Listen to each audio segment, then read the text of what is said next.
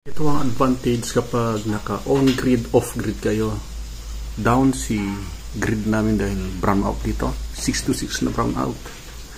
And then as early as 6:49.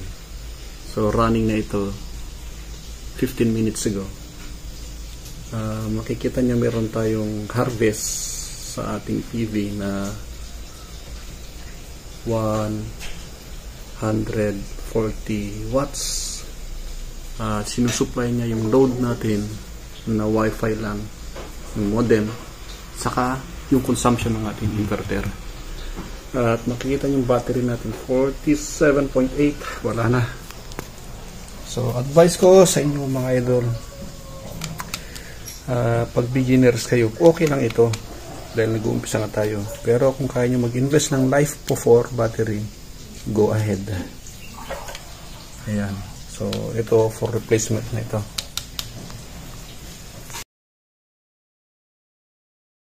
Ayan. Mag-alas 7 yung araw natin is nandun. At yung PV orientation natin na 1 string is nandito yung east, nandyan yung ating araw, at ito yung west na nilulubugan niya, at yung ating solar panel is nandun, naka-face sa west. Kaya as early as 7 o'clock in the morning, meron tayong minimal na harvest. Ayan yung ating PV. That's the reason why kung bakit naka-slope ang ating PV.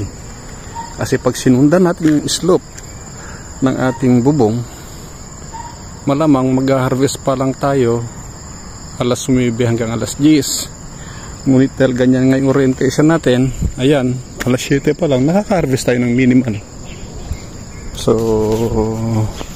sa mga east face facing, sa mga east-west facing na bubong, gawin nyo ito. Ngunit don't worry, nandyan na yung mga bifacial. So hindi na natin kailangan mag-slope dahil nandyan na yung bifacial na PV. So I suggest doon na kayo mag-invest. Mura na kayo ng solar panel. At ako, dadagdagan ko na rin yan, i-upgrade ko na yan.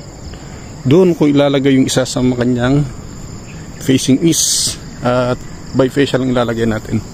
Then dagdagan natin ng isa yan para maging 3 kilowatt.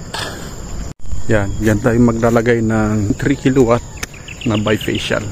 So hindi na natin siya i-slope dahil bifacial ang ating hahanapin na solar panel. Thanks for watching everyone. Until next time.